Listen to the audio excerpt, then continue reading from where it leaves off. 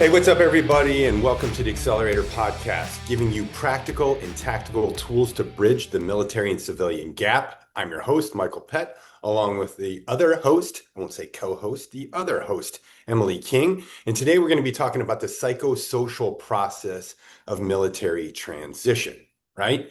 And, first things first, Em, what does the word psychosocial even mean, and why does it even matter? Psychosocial means kind of the mindset and the mental processes and the learning that has to happen, and the psychosocial part is the emotional part and the uh, kind of personal part. It's the part that is personal to you. It's not external to you, writing a resume, doing a job search. It's the part that acknowledges that you are a human being and when you leave military service, you're going to go through a process, a season of your life. That's what that means. Okay. All right. So if I hear you correctly, it's the internal side, right? It's not the external. Whereas most veterans are thinking transition, resume, transition, LinkedIn. If I don't get those things, or if I have those things taken care of, I'm good to go, right? So, Mhm. if it isn't about the resume, what is military transition then? Oh my gosh. You know, it blows my mind that like 12 years after my first book Field Tested, we are still having this conversation as a people.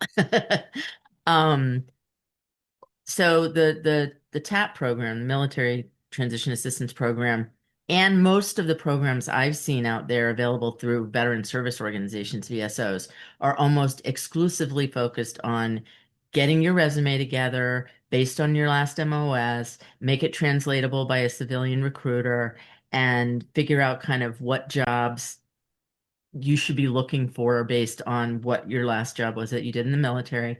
And then immediately, once you've got that done, just get a job. Right. Use it to get a job. And I'm convinced that that is contributing to a lot of problems that are out there right now and that have been out there, like underemployment, where veterans are, they're just getting a job. They're just trying to keep the paycheck coming in, which I totally get. And we've talked about that.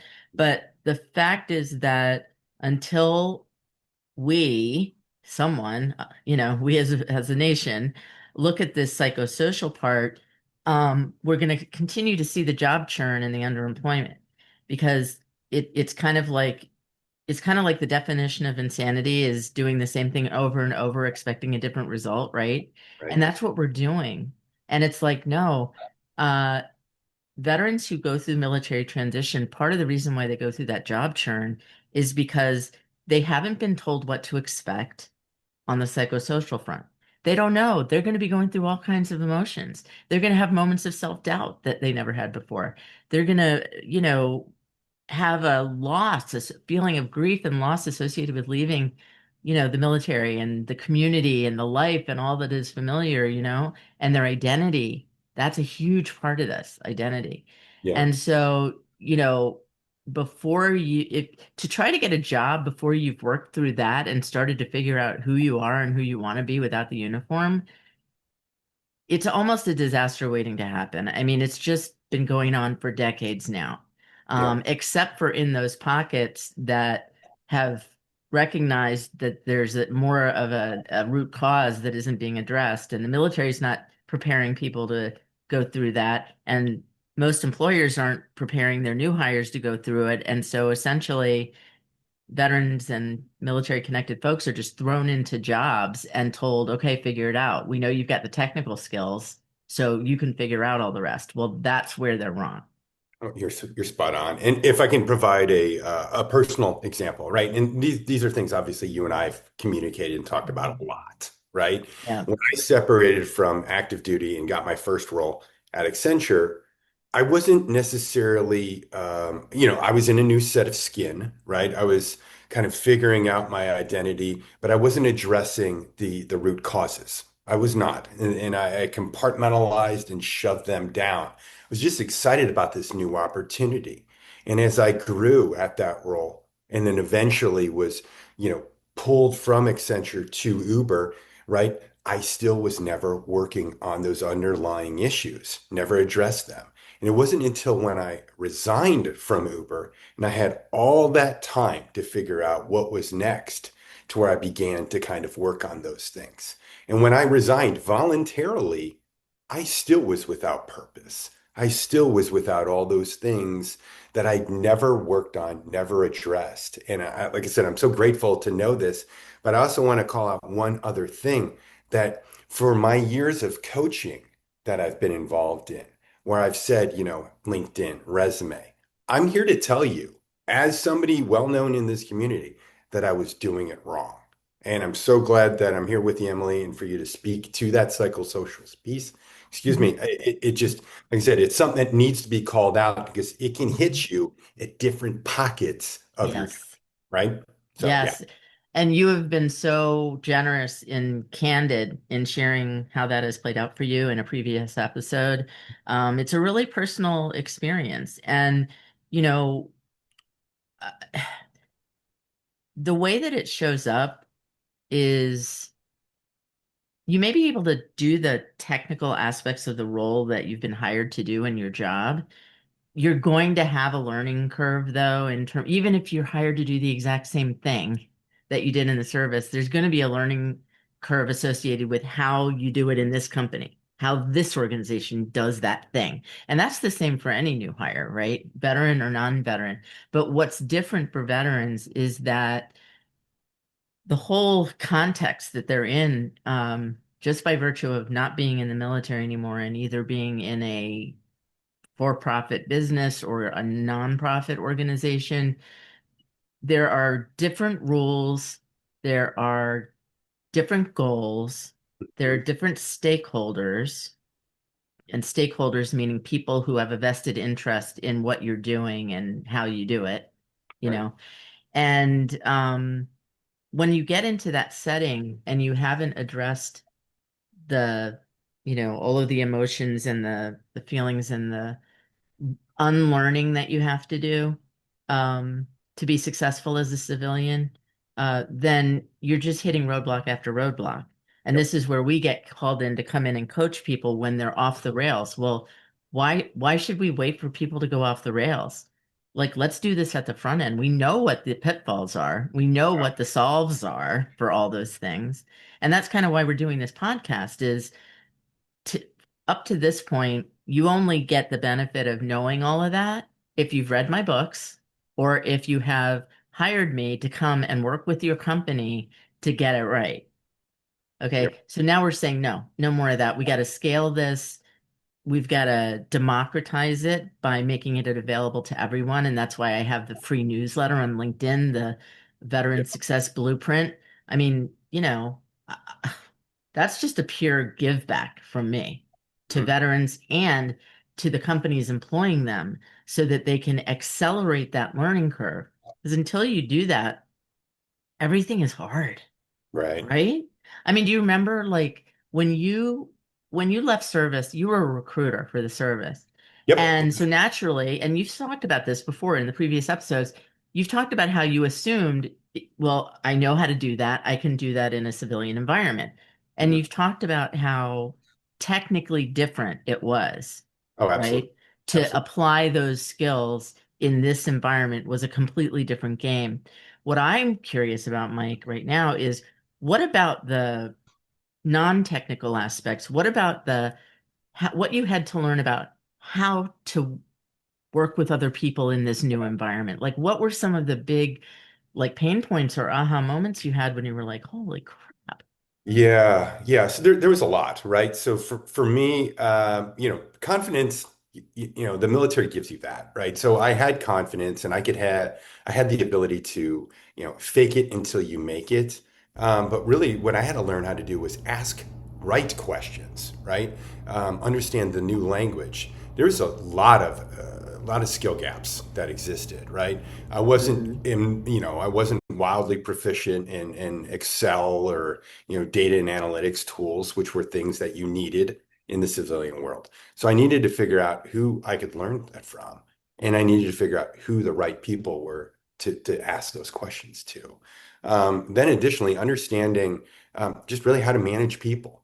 right? Because even in the military, you could be a great leader, but the way you spoke to them in the military would result in HR violations in the civilian world, right? So, Yes. right? So I had to understand that. But then additionally, because there were other underlying traumas that I had not worked through, right? I had to learn how to work with people in a civil setting, right? So there's a lot of things that I had to learn how to do over the course of a very short period of time. And that in itself caused a lot of anxiety and a lot of stress, and ultimately made me feel a bit like an imposter. Um, and then it was after receiving some accolades for some things that, we did right, and I did well, to where my confidence from a corporate perspective began to grow, right? And then I Yeah. began to realize that I can do this, and I can do this at a high level, and I can do it at a high level very well. So it took time, but we got So, there. so how much of a surprise was that to you? That how unexpected was it that to you that that was going to be what happened? Um, I would argue that like I was very surprised to a certain extent. You know, I come from privilege, right? I know what I look like. I know my skin color. I know what I was getting paid. Um, so there was some entitlement there, and I needed to eat the humble pie that I got served because it made me more self-aware. It made me more understanding of some of the limitations and challenges that the community at large was going to face. And had I not gotten knocked down a few pegs and realized that I wasn't where I needed to be yet, had people just, pulled me along with them instead of helping me understand why, then I think I would not be here with you. I don't think Mhm. I would be the voice that I am within the community. So, at first it was a shock. I was scared to death and I was like, oh shit, here we go. This is going to be a long one, or maybe I chose the wrong profession. But once I got my feet underneath me, I realized that I had, a mission in front of me. And that mission was to make sure the community was educated, aware, and understanding about what obstacles they were going to be facing. So it was a slap in the face, but it really knocked me into the right direction. Yeah. Well, and that slap in the face experience, that oh shit Mhm. experience is so common. It's part of the military transition experience. It's normal. And I think part of what contributed to your ability to overcome that and succeed was that you recognized, okay, I'm not all that. I'm not all that like I was in the military. Um, at least in this environment. Sure. And I'm going to have to unlearn some things Mhm. so that I can learn these other things. It doesn't mean that what you learned in the military was wrong or didn't have value. It was simply like, oh, okay. It's basically how do I adapt to this environment? Because it's different. And a lot of times it takes people a minute, veterans, a minute to stop fighting against this different way of operating and start learning and recognizing, okay, I'm going to have to do this differently. I'm going to have to be different. One of the things that I hear that I've heard for decades from veterans over and over again is when they first get into the civilian world is I cannot believe that how I do what I do matters more than what I do. I cannot believe that how I say what I say matters more than what I'm saying. Right. And that right there is like a little encapsulation of the truth about military transition. And that's what we're all about, right, Mike? Is we're trying to tell the Absolutely. truth about it that nobody else is talking about, which is, yeah, I mean, the values around communication are completely different in the military than they are in the civilian world. In the military, it's all about speed, efficiency, accuracy, clarity. Right. Okay, make it quick and be quick and be gone, right? I've got one more thing I'd like to add on to Yeah. it. Maybe this is something for us to talk about later, right? And down the road, but the way in which we cope, right, is Mhm. uniquely different, right? I was doing you talk about in the book a lot about drums, right? Mhm. Default reaction, use military style, right? So one of the things that I would revert to in a stressful system or an environment or there was a challenge, I would revert back to coping the way I did in the military. And I'm going to be really honest with you and the audience, right? A lot of that was alcohol, right? If I didn't understand something that night, I was going to go out and tie one on or do something dumb or engage in silly behaviors, which would actually complicate things for me the next day and the next day and the next day. So, I had to change the way in which I was coping with things, right? You can't, in the military, if you have a bad day, you're out at the bar, right? You're going to go out and commiserate with friends. In the civilian world, you got to get your stuff together. You've got to make sure you got everything lined up. So going out and getting hammered, right, is going to result in a positive work, experience for the next day. So changing those behaviors allowed me to also thrive and exceed and Yes. excel. So, once again, you're relearning not just to your point about, how you do is better than what you say, right? It's also how you cope with what you're encountering too. So true. That is, I mean, that is really the deepest point of all of this is that, you know, how you're going to have to face it. I mean, in the military, you guys are trained, guys and gals are trained and experienced in facing down scary shit that civilians would never ever volunteer, and we Right. haven't, right? That's why we haven't served and you have. However, what you have to face by looking inside Mhm. is, I would say, for many people, just as scary Yes. and hard, and avoid you want to avoid it, and that's the real work of military transition, so that you can accelerate that learning curve and blow past all the resistance and all the barriers that people who don't do that work Yeah. encounter. And that's the part that is going to help you to like make a good choice about the right job, not just any job.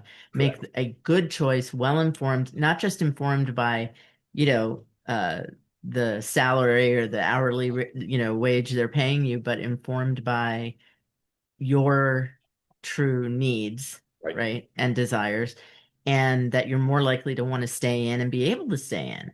Mhm. And that's the ultimate goal here. Yep. Yep. So thank you for that. Just to quickly go back to that comment about communication, Mhm. since I was giving that example of, in the military, it's all about efficiency and clarity. And in the civilian world, whether you're in profit or nonprofit, it's about relationship building. Yeah. It's not about rushing in with a very clear, terse statements. It's about walking in and with a open and receptive stance to building a relationship with the person that you're talking to, and then exchanging information. Yes. And that's a big, tough nut to crack for veterans. But it's not like it can't be done. It can be. Hmm. No. Um, but it's Yeah. better, it's easier to learn all that stuff if you're doing some of that self-work around building your self-awareness, like you said. Yeah. Well, and speaking of, the learning process, right? A lot of folks feel in the military, right, as they prepare to transition. You mentioned TAP earlier, right? They're going to go into TAP and, oh, this is where they're going to have those aha moments, right? But TAP, current state, right? TAP is still saying the same thing that we're saying is the incorrect way, right? They're saying resume, they're saying LinkedIn, they're saying check those blocks and you will be ready to transition. Hmm. And there's an accreditation that you got in that I want to sound the bell and sound the alarm on, right? When it comes Hmm. to coaching, that it is more than just the damn checking the boxes, right? So if we could, can we give you your flowers? Can we go back to the accreditation piece? Can you please tell the audience why they need to take your courses, please? Sure, sure. Well, I appreciate that. I mean, so the courses that we've developed three primary courses. The Grandinetta Group, that's my company. Um, One of the courses, I think the one you're referring to, is the Certified Military Transition Coach Program. Yep. And this program is designed for professional coaches to help those coaches who are, oh, by the way, hired by all the big employers of veterans, um, to coach leaders. Okay. So it's Okay. relevant. This is highly relevant, this audience, to really make them competent and qualified to do a meaningfully effective job coaching veterans because coaching veterans is very different than coaching corporate leaders who haven't had a military experience. So that's one program for a very specific audience. So we're trying to establish a standard and set a bar so that companies know, oh, I've got, I'm hiring military folks. I need to use these coaches to work with them because they really are going to make a big difference. They've got the CMTC blessing and seal of approval, right? So it's Yep. for that. It's also for on LinkedIn for veterans and anybody to be able to separate the posers from the real experts. There's a Okay. lot of posers. There Sorry to are tell you. so Yeah. many, and that some of them are just well-intended but misinformed. Others are ill-intended and predatory. Okay. So what we're trying to do is give a visual cue that when you see someone whose name says CMTC behind it, that's kind of a seal of approval. Right. Right. So, but there's another course similar to that, but it's for non-coaches. So it's all for the HR people, it's for the career development folks, learning and development, recruiters, all of those other people who need to be smarter about how to accelerate the veterans' learning curve once they get into an organization. Okay. So Mhm. that's called the Military Transition Specialist Certificate. Okay. Okay. That's different. Um, both of those programs, oh, by the way, have been accredited by their respective um, authorities. So for coaches, the International Coach Federation, and have been um, given massive amounts of continuing education credits and that's really what tells you, oh wow, this is legit. Okay. And the other program, the Military Transition Specialist Certificate, has been blessed and approved by the Society for Human Resource Management, SHRM. So those are right there. We've now raised the bar and changed the landscape. Okay, we're professionalizing this. Okay, but the one of the third program that is so dear to my heart is the Accelerated Military Transition Program. This is for the veteran. Mhm. This is, and a veteran could sign up for that open enrollment and they'd pay out of pocket for it and take that course, and that would be great for them. They could put that then on the resume and they could differentiate themselves from other veteran job candidates by saying, "Hey, look, I've been through this full transition training, so I am way readier Sure. to be successful than someone who hasn't." But even more so, that course is designed for companies who hire veterans by saying your onboarding is not getting it done. Right. Okay. Your generic onboarding training for new hire veterans is not getting it done. They're still leaving. Their attrition is much higher. They leave more, they're more inclined to leave than to stay. Yeah. And you, therefore, as a company, are not going to get return on that investment. So we're going to make it easy for you companies. All of you companies who say you're military friendly, blah, blah, blah, you're on the list, you're on that list, but you're still doing a shitty job of onboarding your veterans. Yep. No more excuses. We have a turnkey solution. Yep. We will do it for you. Yep. And we will use methods and tools and practices that have been tested over 25 years and proven in organizations like, Booz Allen, Accenture, Yeah. GDIT, all of The the big small ones. ones. Small Yeah, ones. Small right. ones. Right. So it's time for everybody to raise the bar, and that's what our company is trying to drive this movement, which is really personal to us. We care. It's not Yeah. just about, profit. Yes. But we have to have a profit in order to keep doing it. And if I can speak to that real quick, because, look, there's a lot of people out there, veterans are like, well, why the hell are you charging veterans? It should be free, right? Look, it's bullshit. Okay. First of all, listen, everything costs a little something, right? You're spending money on some ding dong to help you write your resume, and it's going to look like shit anyway. Okay. Invest your money in the right thing. Take Yeah. the quiz, right? Take the training. Get yourself right. Okay. And then I'll help you write the resume for free. Okay. I'll do all of that. But at the end of the day, this is about improving yourself so that you are ready to properly transition. You will thank yourself. Your family will thank you. It's worth the dollars. It's worth the investment in your future. So I just wanted to call that out real quick because I know a lot of veterans and a lot of people are going to be like, well, armed forces, there's tons of shit as a veteran I've had to pay for. Okay. And I know that we as veterans, retirement is what it is and disability is what it is, but this is a necessary investment for you to make in your future. So sorry, Thank you. box wanted to get on, Yeah. I needed it to be called out. I appreciate that. And I thank you. And I, of course, feel exactly the same way. And I wanted to circle back to something you said. You mentioned take the quiz. So Yeah, what Mike is talking about, listeners, is or viewers, is on our website, military.grandinetta.com. There is a free assessment that you can take to give you a snapshot of where you are in the military transition process, because this is another thing that is misunderstood by almost everyone, is that military transition is a process. It has a beginning, a middle, and an end, and you're somewhere in that. But there's almost no one who's ready to explain that to you or tell you about it. So it's fully explained in my book At Ease, which came out last year. And it's a central part of all of the programs I just described. It's that important. So the quiz is just going to give you a little snapshot. If you want then more depth on that, then you can read the book or you can take the accelerated course. But we're doing as much as we can for free to help. absolutely. And everything else, everybody has to pay for quality. And there's a lot of crap out there, A lot. frankly.